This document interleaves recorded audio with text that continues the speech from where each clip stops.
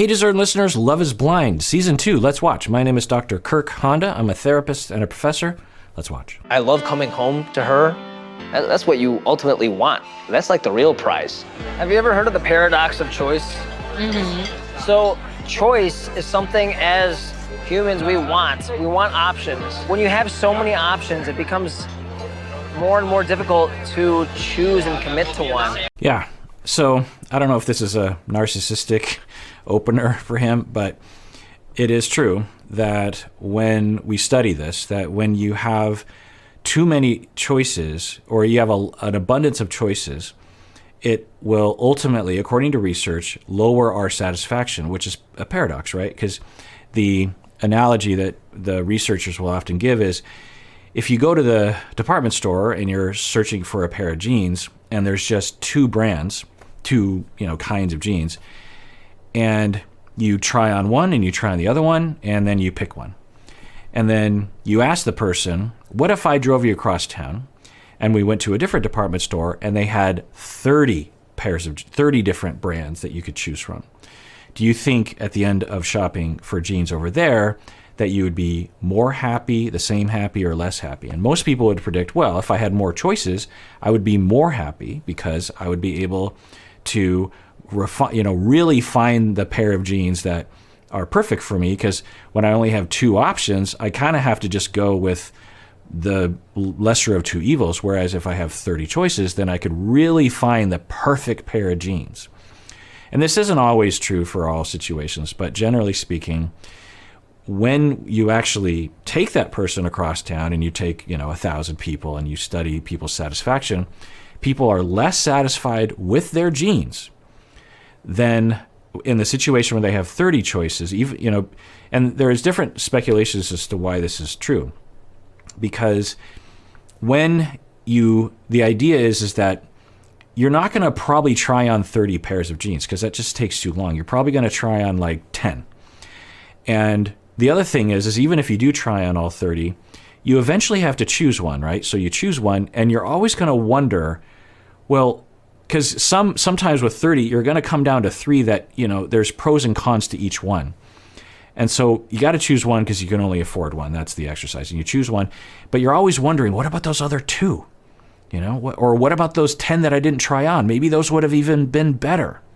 Even though, in all likelihood, you have found a better pair of jeans in that process than you had when you just had 2 options. But the mindset kicks in of, well, but there were these other opportunities. Whereas if you only give people 2 choices, then they have to pick one, and they're like, well, I know it was better than the other one, so I'm happy. I'm satisfied. I will make this work. He's applying it to dating, which people have done in research. And again, it's on average, and it kind of depends. Human behavior is hard to measure in this way. But the idea goes is that when in today's world, in the olden days, 10 years ago or 20 years ago before you had Tinder, you had limited options in terms of who you could date at all, right? You had to meet someone, or you had to know someone that knew someone, or you had to do one of those goofy VHS tape dating site situations or dating company situations, or you had to be set up with some. There were a limited choice in the way that you only had 2 choices of jeans. That leads to you eventually, because you want to get your needs met, you make a choice, and then you say, well, I know they were better than those other 2 that I dated. But when you're on Tinder and you're literally looking at thousands of possibilities, and most people, when they're looking at those pictures, they write a story. Oh, that person likes to hike. And they just write their whole story. We're climbing Mount Rainier, and we're like breathing fresh air, and we're eating organic trail mix, and it's just beautiful, and the perfect selfie. It's like you just, and then you swipe left, nah, and you look at another person, and you see kind of like a fancy guy with nice clothes and a car, and you're like, ooh, we're in nice hotels and traveling. You don't just look at the picture, right? You write a story in your head. That's what the picture is there for. It's trying to get you to write a story in your head. So you're looking at all those people, and you can never get through. Although I do know some people that live in small towns, and they literally have seen they've swiped left or right on literally everyone within 10 miles of their house. But anyway, but even then, there's always new people signing up, and you can always expand your radius. But point is that there's so many choices, right? There's just choice after choice after choice. And when you find someone, although you might find someone that's even better than you would have if you didn't have Tinder, it never feels satisfying because there's always other options. What if this isn't the best one because they're right here? What if that person on Tinder that I haven't swiped left or right on is even better? And what if the next person is even better than that? How can I know? I don't know. I'm dissatisfied. I don't want to be with this person. You could take it to its other extreme where you're on a shipwrecked island. You get in a shipwreck and you are on a deserted island and you're there with like 5 people. And there happens to be one person that matches your sexual orientation who is of your age-ish. And if you met them in the real world, you never would have dated them. But boy, do you like that person, and you fall in love with that person, and you are satisfied. So because you don't have any other choice, and you're just like, well, because when you convince yourself like, well, this is my life now, your satisfaction, sometimes it's all a matter of how you look at it, right? So I think what he's saying, so all that is true, and it does complicate things. I think this discourse and discussion can be exaggerated greatly. Some people will say like, well, that's why, I'm 35 and I haven't found love, and it's because of Tinder and too many choices. And I'm like, well, no, because plenty of people find love on Tinder. I know people close to me. One of my good friends, actually, I grabbed her phone and started flirting with a guy on Tinder for her. And then they went on a date because she didn't like Tinder. I like signed her up basically, and she was like, this is when Tinder was basically considered a hookup app. It's not so much considered that anymore. But I knew that it wasn't. I knew people were actually communicating. Anyway, so I went back and forth, and then the next morning, she picked up her phone and saw this long conversation. She was like, oh, well, maybe I'll continue. And then she continued the conversation, acting like she didn't have a Cyrano that was communicating for her. They started dating. They got engaged. They set a wedding date, and I married them. I was the officiant. And they're still married, and they have 2 kids. So point is that people today, even with lots of choices, can still find satisfaction. And so it doesn't mean that it eliminates. It's just a factor. It's just something to consider when you enter the dating life, and you just try to monitor that impulse, that mindset that there's always something better. There's always something better. And it's just like, well, maybe, but maybe not, or maybe it'll be a lateral move, that kind of thing. Anyway, so what Sheikh is saying, I think, about to say, is I've had a lot of options. And, he's a DJ, and he's a fairly good-looking guy, and a well-put-together, good guy. I could see how a lot of people would think of him as a good catch. And sometimes DJs get a lot of attention. I have some DJ friends who got a lot of attention. And so I think what he's saying is, when I had lots of options, I was never happy, even though I might have found someone who was compatible enough with me. And having been in the experiment of Love is Blind, I had to choose someone out of 15 people. And I did choose someone, and I feel very satisfied with that. But there's this box that hasn't been checked of me having chemistry, physical chemistry with you. And I don't think I showed it, but he's been saying it, how much I connect with her and how safe I feel with her is overpowering this doubt that I have about the fact that I don't feel any or much at this point physical attraction to her. And so on one hand, that's nice. And there are plenty of people who are in relationships like that are satisfied with, because it's not about whether or not he's in a relationship that we would approve of. It's in a relationship that they would be mutually satisfied with. Now, she might say, well, I don't want to be with someone that's not physically attracted to me.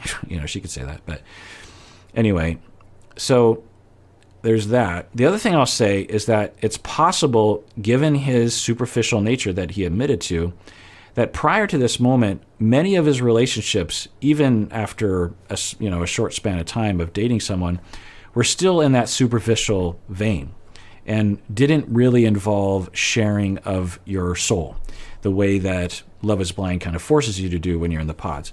And so for him, maybe this is like such a new experience for him that it feels really good because he's always had these needs and just never focused on them, that it's blinding him to the reality that, he could have this with someone else who he also has physical attraction to.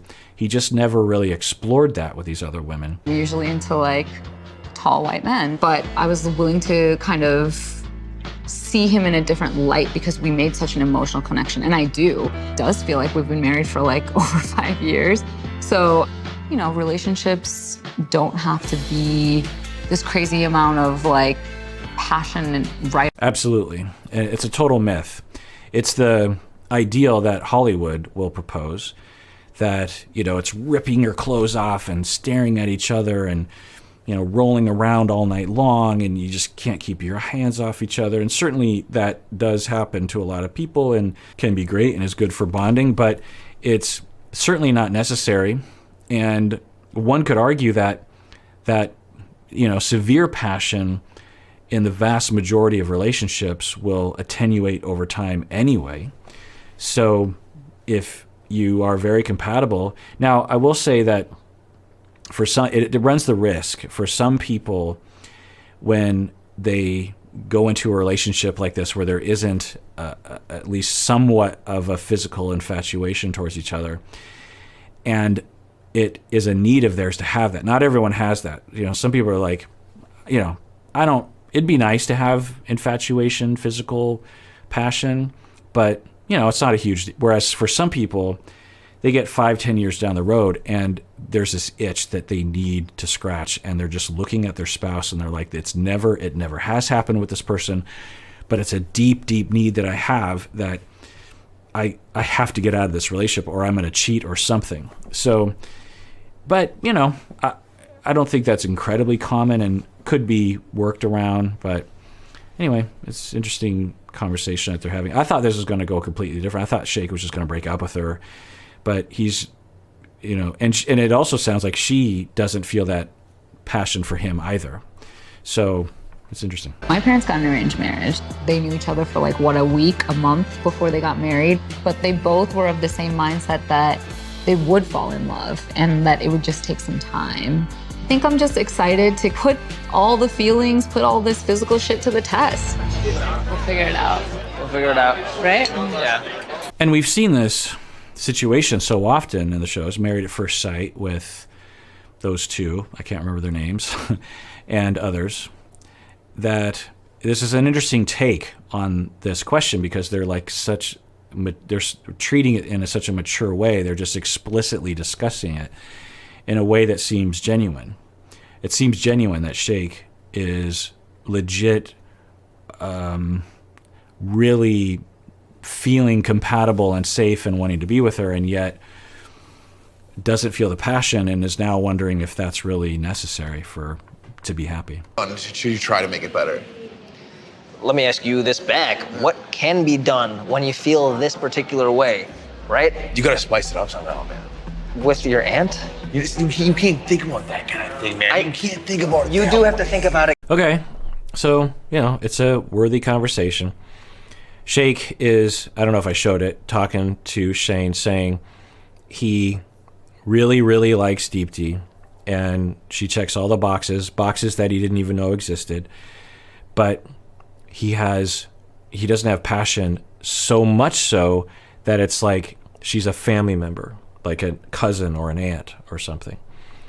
And then Shane asks a great question, let me ask you a question, Shake. What are you doing to try to spark the passion? And then Shake has a great counter question. Let me ask you a question. What do you do to get things going? So yeah, it's a good conversation now.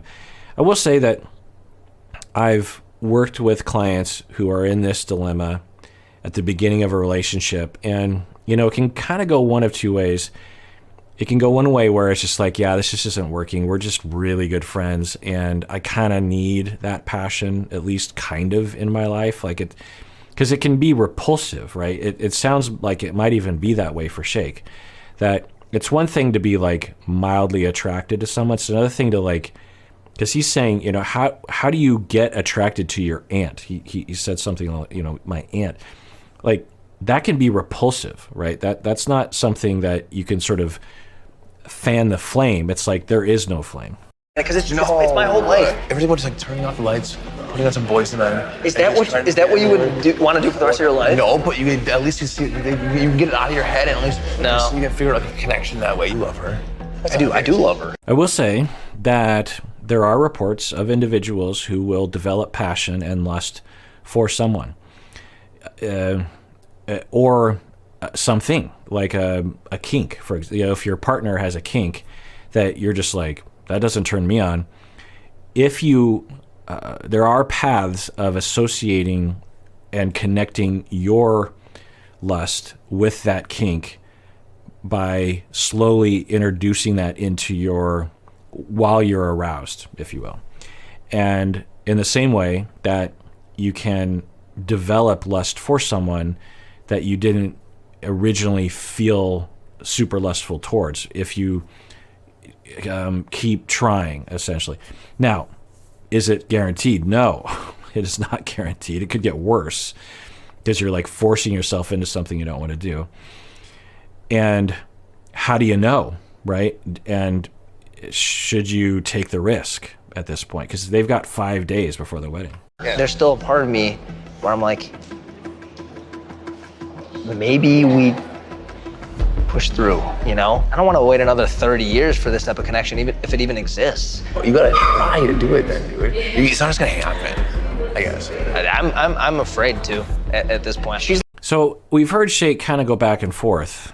His contention that there is no spark has always been there, but his narrative or his reaction to that has changed. Up until this point, it seemed like he was more and more okay with the fact that he didn't have a spark with Deepti, and was like, look, I'm good because she is so great and I love being with her. And I didn't show these clips, but he's like, where I was born in India, they have arranged marriages, which have a really high success rate.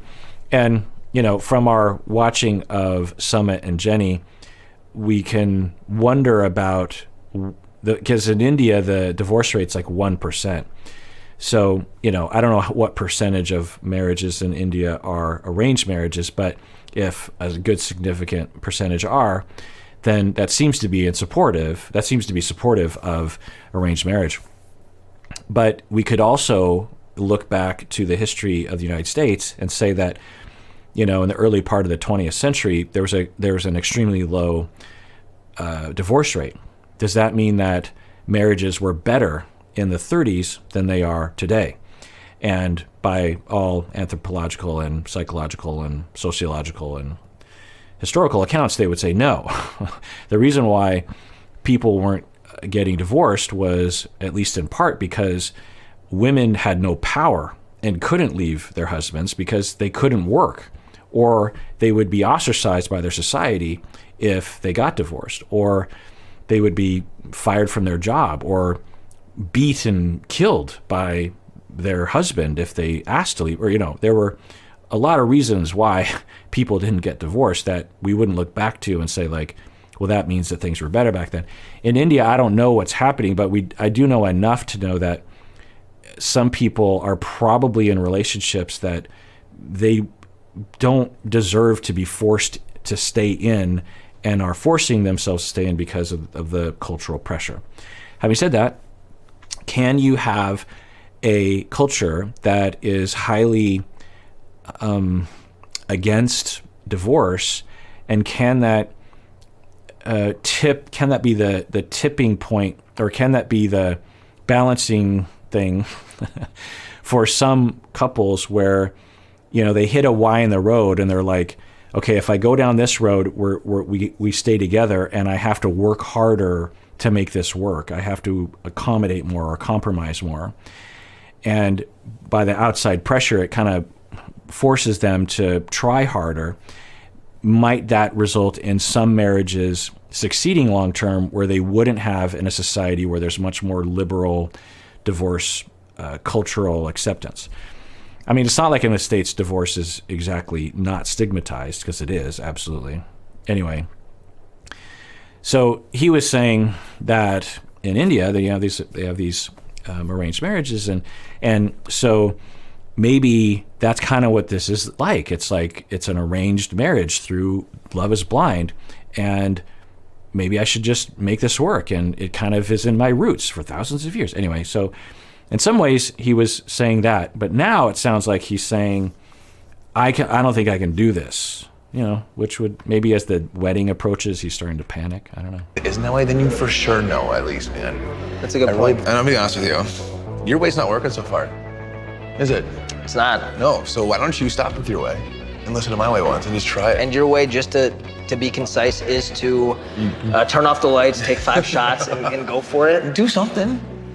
You gotta get looser. Yeah, I mean, I think that's great advice. I don't know about the 5 shots, but, you know, just go for it and explore each other's bodies, you know, and take it slow, and if you want to, and if she wants to, and, you know, see if something emerges, so to speak. Lose a friend or whatever it is out of it. You have a week left, dude. If I was you, and I know we're not the same people, but I would be doing it every single night, and I would figure out this problem as much as I possibly could, if she means that much to you. Dude, you're about to make the biggest decision in your life. Yeah. It's worth the risk of trying it. Maybe. I gotta figure it out. I mean, who knew? The self-described tool might have some extremely good advice.